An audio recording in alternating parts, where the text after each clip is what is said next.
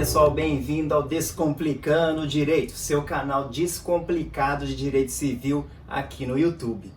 Na aula de hoje, pessoal, teremos como tópicos o fato, ato e negócio jurídico, correto? Bom, vamos lá? Primeiramente, turma, fato jurídico. Fato é todo o acontecimento. Há alguns fatos que não repercutem no mundo do direito, não criam relações jurídicas, como um trovão, como um cometa que passa, o voo de um passarinho, etc.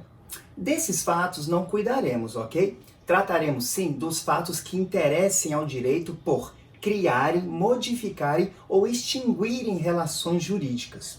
A estes fatos chamaremos de fatos jurídicos, correto? Bom, turma, vamos lá. Os fatos jurídicos podem ser naturais ou humanos, correto? Os naturais não dependem da atuação do homem, mas trazem repercussão na esfera jurídica, como o nascimento e a morte. O próprio coronavírus, que nos fez mudar de forma significativa toda a nossa rotina de aula e aprendizado. Eis a prova, não é mesmo, turma? Olha nós aqui, correto? Bom, enfim. Já os fatos jurídicos humanos nascem da atuação humana, como, por exemplo, um contrato, o casamento, a promessa de recompensa. Aquela, por exemplo, em que você promete recompensar, seja com uma faixa ou nas redes sociais, quem achar seu cão perdido, que é tido como ato unilateral de vontade, ok? Uma batida de carros em uma avenida seriam alguns exemplos. Então, turma, olha só, fato jurídico é, nesse sentido, pessoal, todo evento natural ou toda ação ou omissão do homem que cria, modifica ou extingue relações jurídicas. Mas então, professor, o que seria uma relação jurídica? Turma, olha só, uma relação jurídica é um elo entre pessoas, tutelado pelo direito para criar direitos e deveres. Nesse diapasão, seria uma relação jurídica ou vínculo entre duas ou mais pessoas sujeitos de direitos, correto? Seguindo formas que são previstas pelo ordenamento jurídico e que geram obrigações, direitos aí para as partes, correto? Olha só, vamos ao exemplo. Um locador e um locatário. Ao concluírem um contrato de locação, ficam vinculados um ao outro. Desse vínculo surgem direitos e deveres para ambas as partes. A esse quadro em que uma pessoa se acha vinculada a outra, dá-se o nome de relação jurídica. O mesmo ocorre, turma, quando uma pessoa compra uma coisa qualquer. Surge com a aquisição a ligação entre a pessoa e a sociedade em geral. Ok? A pessoa torna-se dona da coisa, titular de direitos sobre ela, enquanto as demais não têm qualquer direito. Essa é também uma relação jurídica entre o titular de uma coisa e os não titulares dela, correto? Bom, vimos nos exemplos citados agora relações jurídicas surgidas de contrato de locação e de aquisição de compra. Conclui-se, turma, então, que o contrato de locação quanto a aquisição, a compra, são fatos jurídicos. Olha só que interessante. Bom, vamos falar agora de ato jurídico, correto? Bom, podemos dizer, pessoal, que ato jurídico é todo fato jurídico humano, ok? Lembra que comentei agora há pouco que os fatos jurídicos podem ser naturais ou humanos? Se não lembram, voltem um vídeo, correto? Então, o ato jurídico seria todo fato jurídico humano, correto? Sendo extirpado dos atos jurídicos os fatos jurídicos naturais, aqueles não humanos. Bom, é assim, vamos lá. É assim, então, turma, olha só, toda ação ou omissão do homem, voluntária ou involuntária, que cria, modifica, extingue relações jurídicas, correto? Ato jurídico, nesse sentido amplo, lato sensu, admite 3 espécies, a saber, atos jurídicos em sentido estrito, stricto sensu, negócios jurídicos e atos ilícitos. Bom, vamos começar. Uma visão bastante simples, ato jurídico em sentido estrito É toda ação voluntária ilícita cujos efeitos jurídicos são produto mais da lei, turma, do que da vontade do agente, ok? Aliás, pouco importa que o agente deseje os efeitos, uma vez que derivam da lei. A vontade é de simples manifestação. Vemos assim que o ato jurídico em sentido estrito sensu, possui dois elementos. Uma ação humana combinada com o ordenamento jurídico, o que diferencia dos negócios jurídicos, como veremos, ok? Turma, olha só, a diferença para os negócios jurídicos é o fato de não ser, na verdade, um ato de autonomia privada, gerador de efeitos que derivam da vontade do agente, por isso que é diferente. O ato jurídico em sentido estrito é o que surge como um mero pressuposto de efeito jurídico pré-ordenado pela lei, sem função e natureza de autorregulamento. Exemplos típicos de ato jurídico estrito sensu, turma, são os atos de registro civil, por exemplo. Bom, imaginem um registro de nascimento, ok? Pensem comigo, quando um pai registra um filho, pratica ato de emissão da vontade combinado com o ordenamento jurídico. Ao registrar o filho, o pai não tem em mente nenhum objetivo específico, como criar, modificar ou extinguir uma relação jurídica. Falo por mero respeito à lei e por questão de segurança. Os efeitos do registro, porém, quais sejam segurança, publicidade, autenticidade, não nascem dessa emissão da vontade, mas da própria lei, correto? Bom, agora vamos falar do negócio jurídico, que é diferente. Bom, turma, então nós vimos, que nos atos jurídicos em sentido estrito não são atos de autonomia privada, correto? Geradores de efeitos que derivam da vontade do agente. Os negócios jurídicos, turma, são o oposto, correto? É o oposto. Negócio jurídico, turma, é toda ação humana combinada com o ordenamento jurídico voltada a criar, modificar ou extinguir relações jurídicas, cujos efeitos venham mais da atuação individual, da pessoa do que da lei. Bom, a exemplo, poderíamos citar os contratos, qualquer que seja. Um testamento, por exemplo, seria um outro grande exemplo. A atuação das pessoas movida pela vontade condicionada à satisfação de necessidade ou desejos é a principal fonte de efeitos dos negócios jurídicos. Trocando em palavras mais claras, turma, negócios jurídicos são atos destinados à produção de efeitos jurídicos, tensionados pelo agente e tutelados pela lei. Diferenciam-se, assim, dos atos jurídicos em sentido estrito, em que nestes, ou seja, nos atos jurídicos em sentido estrito, a atuação do agente não é tão importante quanto naqueles, ou seja, nos negócios jurídicos. Nos atos jurídicos, turmas, os efeitos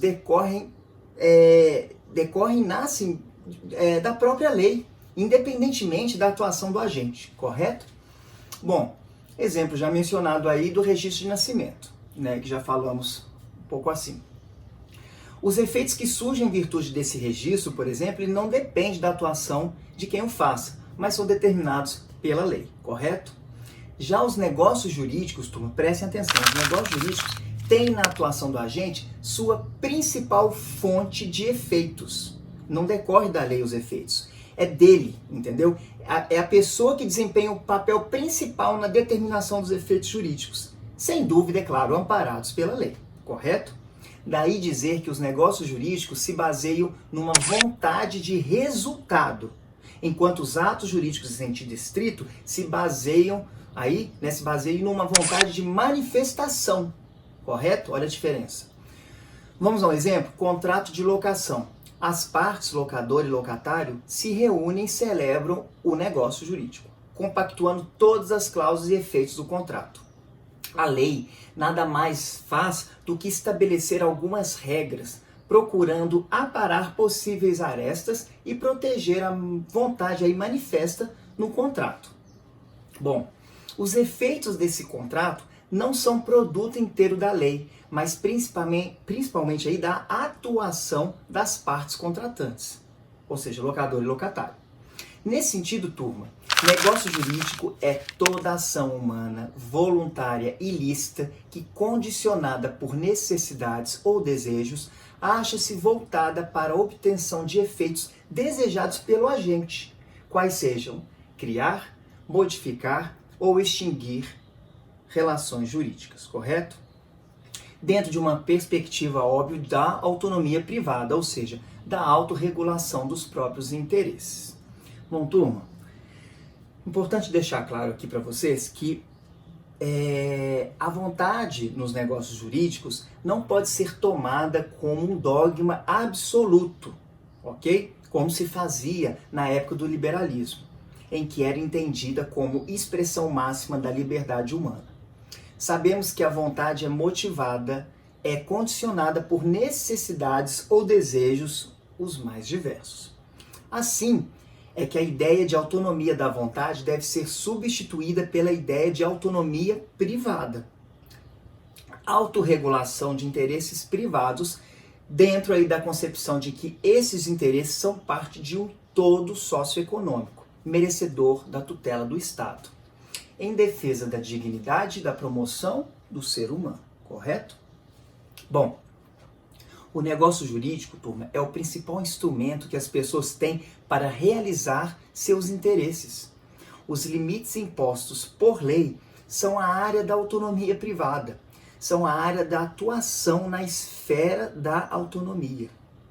Bom, em outras palavras, poderíamos dizer que a autorregulação consiste na composição que os particulares realizam dos próprios interesses, ok? Se isso se der nos limites da lei, sempre nos limites legais, essa os dotará de eficácia jurídica. Daí podemos dizer que a lei é a causa eficiente dos negócios jurídicos, correto? Então a necessidade ou o desejo é o motivo determinante, é a vontade, é o instrumento de exteriorização e realização da necessidade, correto? Turma, olha só, os negócios jurídicos devem, pois, deixar de ser definidos como atos da vontade para se definirem como atos de autonomia privada, correto? Bom, agora, turma, falaremos do ato-fato jurídico. É isso mesmo. O que é um ato-fato jurídico? Bom, alguns atos jurídicos independem da vontade. É verdade, independe, olha que interessante. Embora consistam numa atuação humana dotada de vontade. É que o ordenamento jurídico ele não leva em conta a manifestação da vontade do agente, como nos atos em sentido estrito ou nos negócios jurídicos. A esses atos em que a vontade é irrelevante, apesar de presente no plano fático, denomina-se o que a gente chama de atos-fatos jurídicos. Vamos dar um exemplo para descomplicar? Bom, seria a da descoberta ou uma invenção.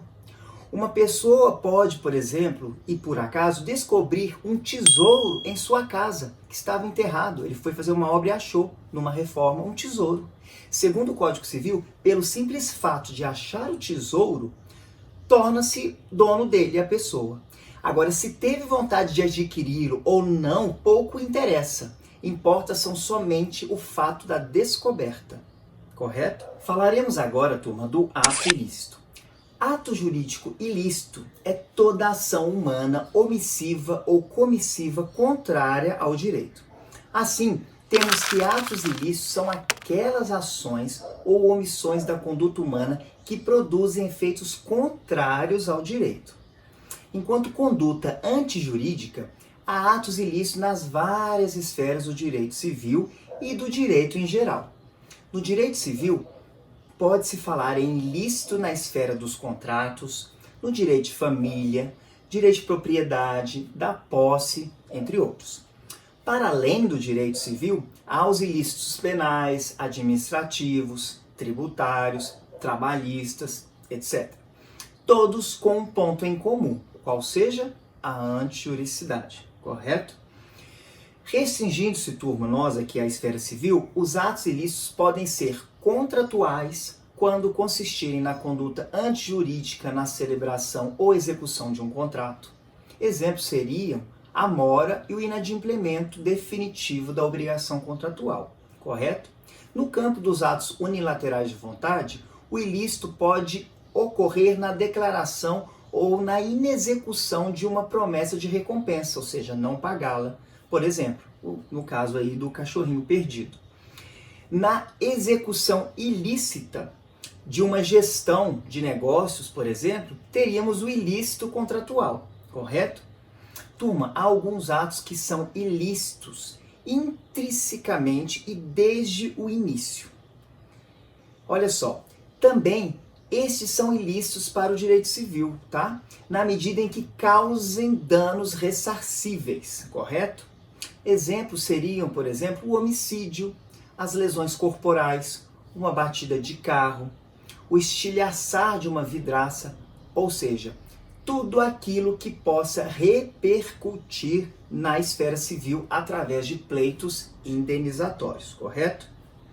Turma, o enriquecimento sem causa, a gente tem um hábito de falar sobre o enriquecimento sem causa ou enriquecimento ilícito, que é considerado para alguns outra modalidade de ilícito, em que uma pessoa, por querer ou não, obter uma vantagem patrimonial ilegítima às custas de alguém, correto? Isto ocorrerá, por exemplo, quando alguém realiza, por engano, um depósito na conta errada. O titular dessa conta terá que restituir o dinheiro sob pena de enriquecimento ilícito. Bom, na verdade, o enriquecimento sem causa, o enriquecimento ilícito, no fundo é um fato intrinsecamente ilícito, correto? Por fim, há os chamados ilícitos funcionais, também chamados de abuso de direito, em que exercer um direito, a pessoa ao exercer um direito, seu titular, com culpa ou sem culpa, extrapola os limites aí da boa-fé ou da função social do direito. Como assim, professor? Exemplos, turma, seriam as cláusulas contratuais abusivas, ou mesmo a pessoa que transita com seu carro a 20 km numa via de 80 km por hora. Ora, essa pessoa poderá causar graves problemas de trânsito, inclusive um acidente. Isso não significa, porém, que esteja agindo com culpa, correto? Bom, bem a verdade, turma, distinguir entre esses vários tipos de ilícito civil nem sempre é muito útil, tá? Tão pouco necessário. O que interessa é que seja qual for a espécie, ensejará os devidos efeitos. Ok, para o direito civil, tais efeitos podem ser os mais variados, dependendo aí das consequências do ilícito, correto? Bom, turma, assim, o que poderíamos dizer? Quanto a esses efeitos, teríamos tipos diferentes. Ilícitos indenizantes, porque geram como efeito a indenização dos eventuais danos causados. Teríamos também os ilícitos caducificantes, porque geram a perda de um direito para o autor. Geraria, por exemplo, a perda do poder familiar para o genitor que maltrate os filhos. Teríamos também os ilícitos invalidantes, que anulam o ato praticado ilicitamente. Por exemplo, o contrato celebrado sobre coação, ok? E, finalmente, os ilícitos autorizantes, uma vez que autorizam a vítima a praticar um ato no intuito de neutralizá-los, como o doador que fica autorizado a revogar a doação, nos casos de ingratidão, correto? Turma, os atos ilícitos em que pesem doutas opiniões ao contrário, bom, eu entendo dessa forma e outros doutrinadores, são atos jurídicos por repercutirem na esfera jurídica, sendo regulados pelo direito. Aliás, turma, temos que pensar que o adjetivo jurídico ele pode ser empregado em dois sentidos, correto? No primeiro, enquanto algo que repercuta no mundo do direito, que diga respeito ao direito, este utilizado como acima, no caso de ato ilícito. No segundo, enquanto algo que esteja conforme ao direito. É lógico que conforme ao direito, neste segundo sentido, os atos ilícitos não são jurídicos, mas antijurídicos, lógico. O tema é tratado lá nos artigos 186 e seguintes, tá? Do Código Civil. Segundo o artigo 186, ato ilícito é toda ação ou omissão voluntária, negligente ou imprudente que viola direito e causa dano a outrem. A definição se refere a todas as modalidades de ilícito, tá? Embora seja muito restritiva, ok? Ora, nem todo ato ilícito, turma, será culpável, viu? O pai ou a mãe, por exemplo, pode maltratar o filho com a plena convicção de que estejam agindo para o seu bem. Neste caso, a conduta, apesar de voluntária, não terá sido dolosa, ok? Muito menos culposa, havendo negligência ou imprudência. Houve ato ilícito praticado de boa fé. Olha que interessante. Contudo, infelizmente, a consequência poderá ser a perda do poder familiar. No abuso de direito, por exemplo, pode inocorrer culpa. Olha só que interessante. Como o exemplo já falado da pessoa que guiando seu automóvel em velocidade mínima, 20 km por hora, por exemplo, numa via de 80, poderá causar graves problemas de trânsito. Bom, isso não significa, porém, que esteja agindo com dolo ou culpa. Muitas vezes também, turma, um ilícito gera efeitos para um ramo do direito, não gerando para outro. Tal pode ser o caso de alguém avançar um sinal de trânsito. Pense em uma pessoa avançando um sinal de trânsito.